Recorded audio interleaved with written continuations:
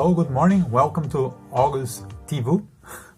So I'm going to talk today about what happened in Ireland this morning. On my Facebook, a friend of mine posted something about somebody who was arrested. And then when you go to this fellow page, there's a live transmission, and that was like 30 minutes before that he recorded.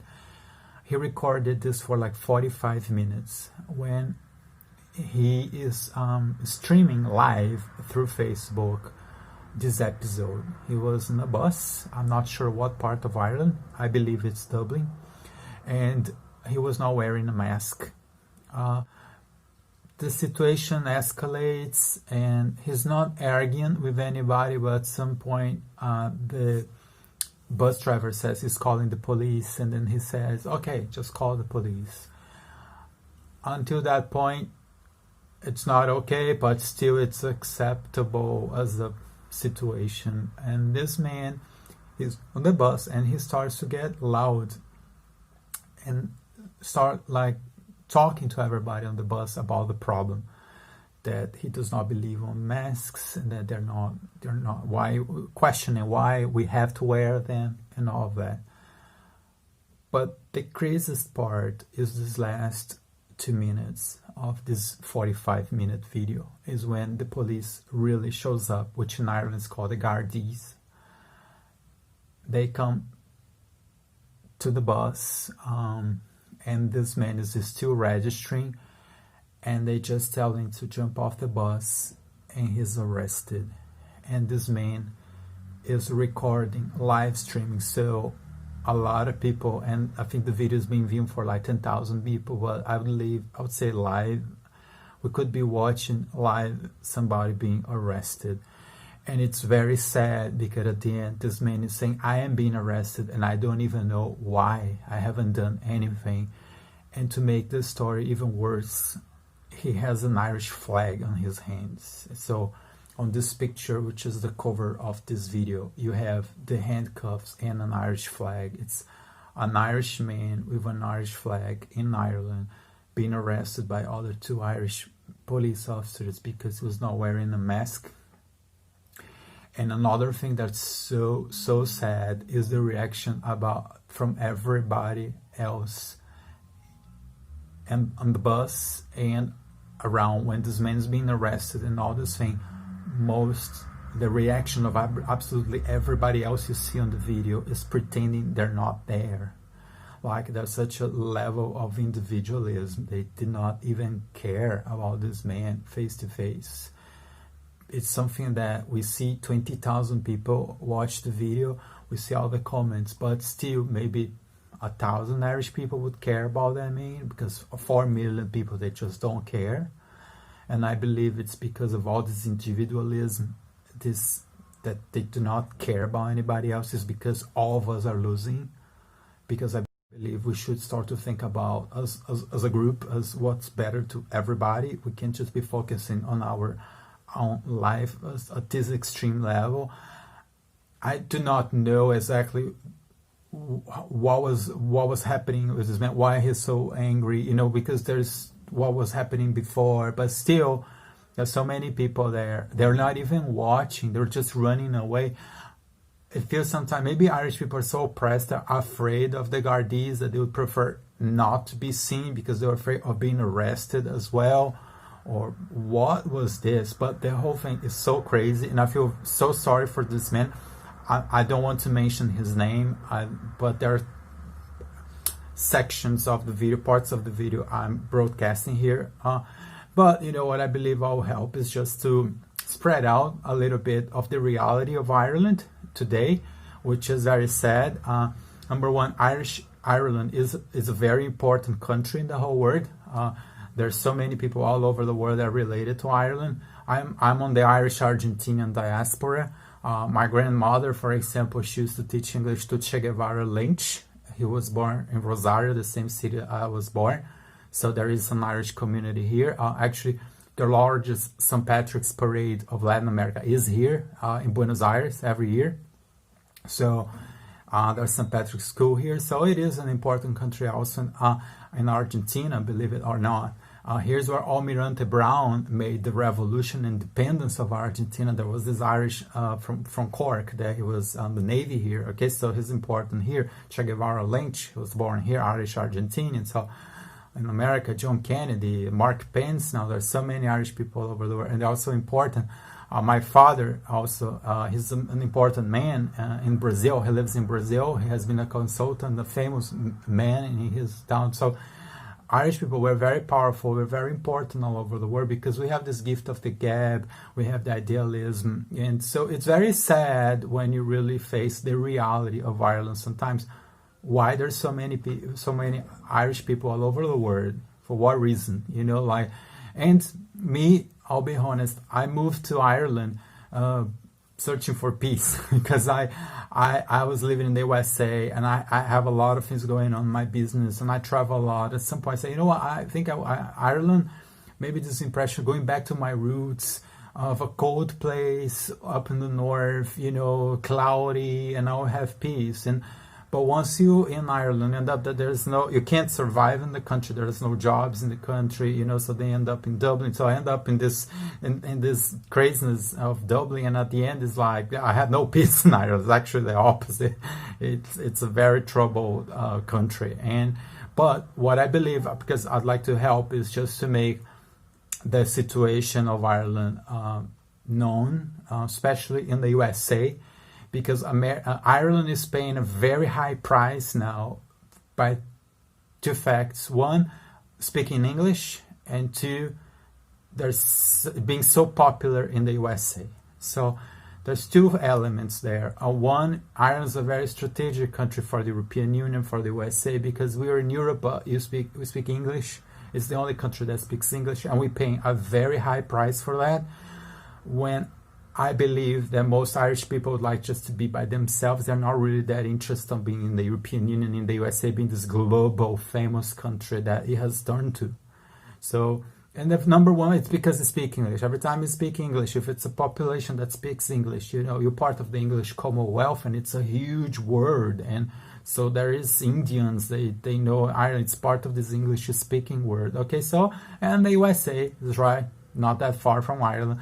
It's just massive country, and Ireland's a small country, even with genius ideas and such an amount of important people, Irish people all over the world, but still it's a small country. And then, you know, for the past 20, 30 years, you know, all these massive multi-billion-dollar companies from America, from the USA, they moved to Ireland and they established themselves there.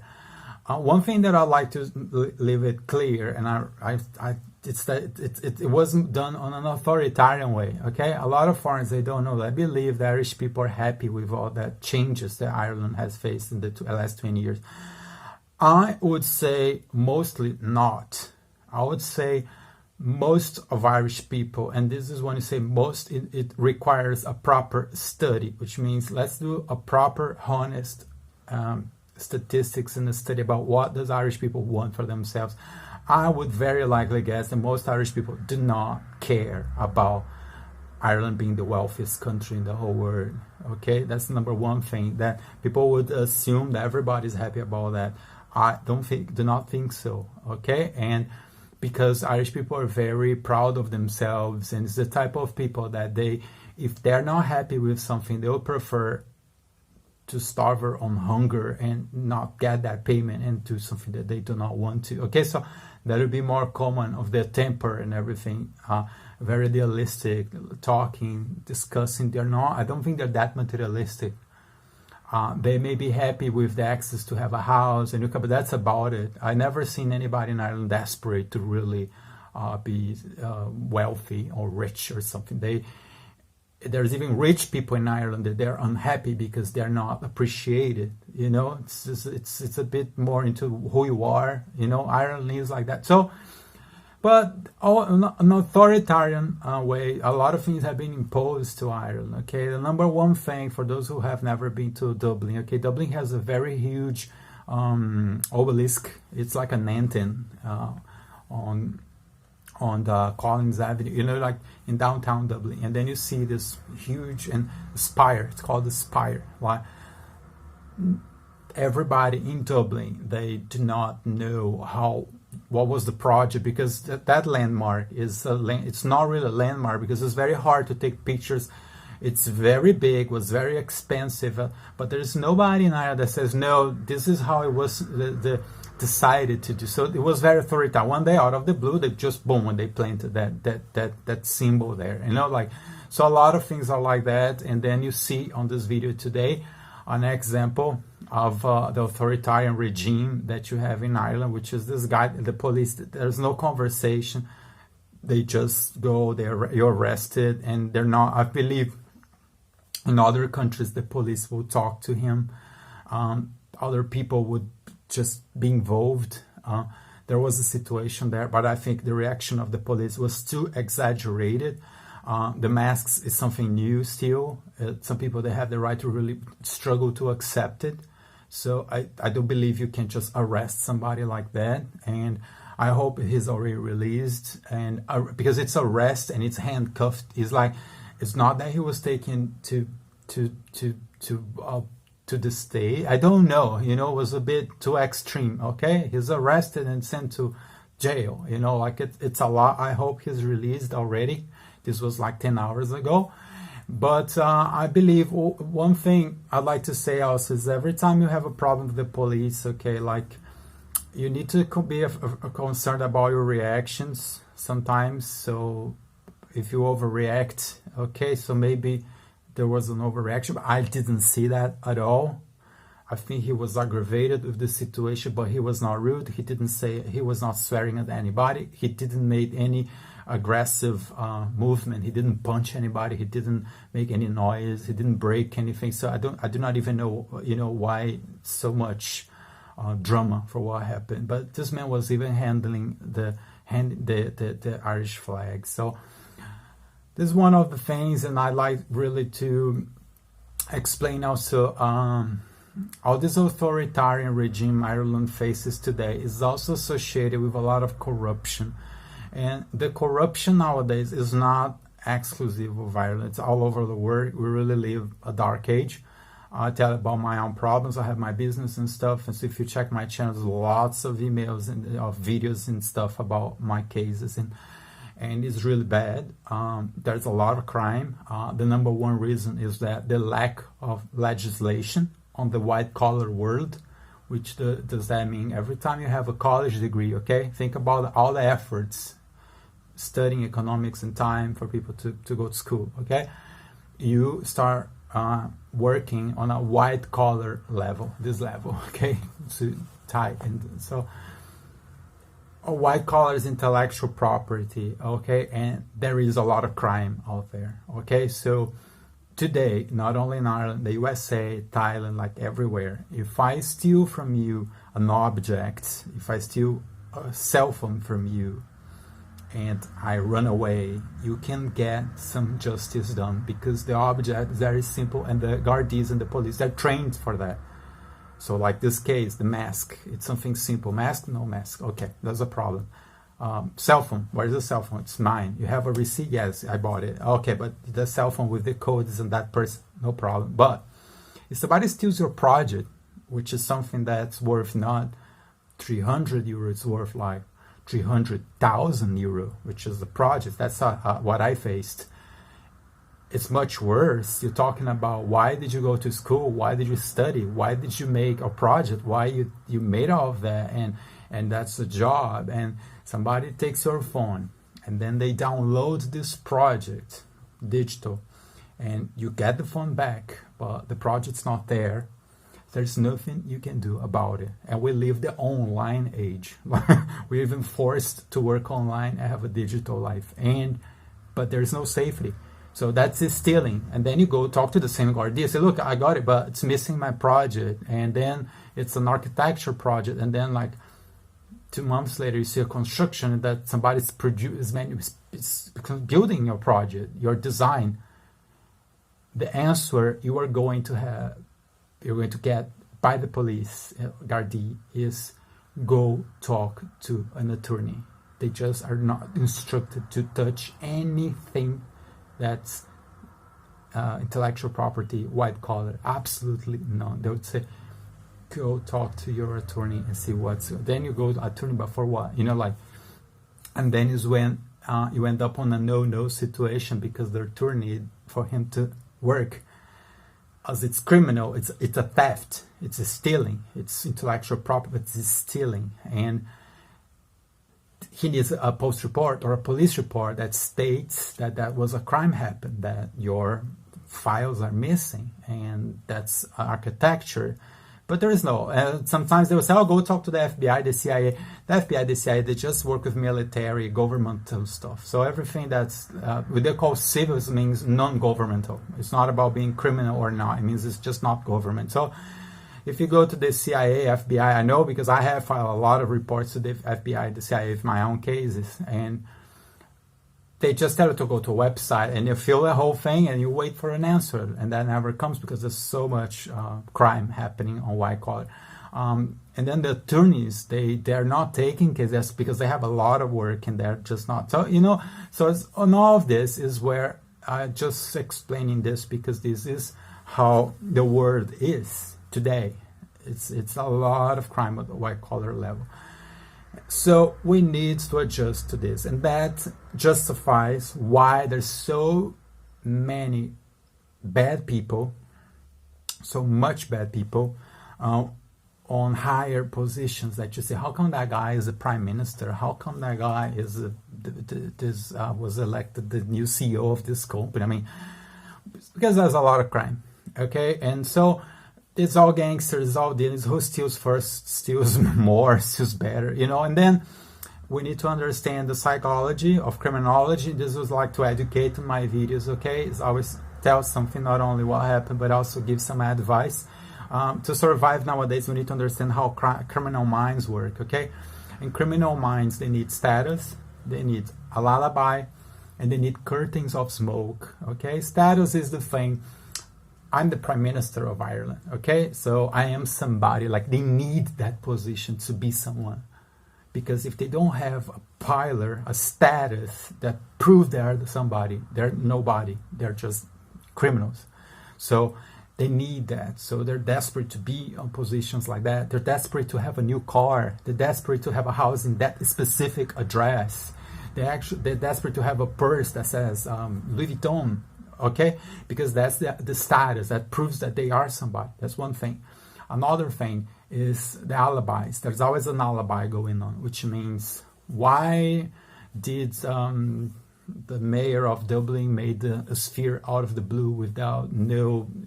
Oh, because if he didn't do that, because somebody else would. Alibis. There's always this crazy alibis that they justify. It's the way that they work their mind.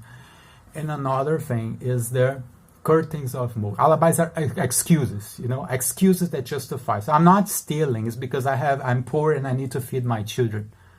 Oh, you know, like that's my alibi. I needed to. Okay, that's an alibi. Another thing is the curtains of smoke. And that's one that everybody in Ireland has to be very aware. To survive in Ireland, you need to really understand curtains of smoke. So the pedophilia, the gay guy who is the minister of children, and then now he's on pedophilia and all that. Those stories, they are orchestrated to entertain everybody. So yes, it's right you to be pissed. It's right you to try to complain about it, do something, protest against it, and understand that Ireland's going nuts. But you still need to understand that's not really the main problem. That's a curtain of smoke that is usually done by gangs and by mafias to entertain everybody. So everybody keeps busy. And so as you see, you know, I'm in Ireland for 5 years. Every 6 months, every 3 months, there's always something polemic going on that everybody gets trapped on that. Everybody's talking about that, good or not. And the schemes, you know, the tax evasions, you know, like the United Nations. You know, Ireland now is in the United... Now America is out. This is another topic, which is the United Nations shouldn't be allowed to use this name anymore because I think half of the United Nations today is owned by George Soros and by Bill Gates. So it should be Bill Gates and George Soros Foundation. To understand, there's a legal problem out there. It's. I think it happens with Aer Lingus and British Airways. I mean, we've been fooled if we believe Aer Lingus is still there because it's British Airways. So, but they still keep the flag, and people get confused because you think that's an Irish company, but it's British Airways. It's UK. Okay, it was sold, but they still keep the same name. That happened with the United Nations. Now, United Nations is owned by it's owned because they are responsible for like half of all the income of the United Nations, and you can see the changes in the United Nations. It's not really that bureaucratic as it was before. It's more like a business model now. But then the USA is out because they're not going to. Well, if you guys chose to be with George Soros, now it works as a private. I mean, there's no point of not state sending money to a private institution called United Nations. You know, it's more of a private fund now, and so they're out. In 1 week or two, Ireland is there. Now it's the United Nations. I mean, what's going on? It's called corruption and things. So no problem. Somebody's making money out of that. So Ireland. And also, a lot of these American companies are in Ireland. So now, through Ireland, they're feeding the United Nations, okay?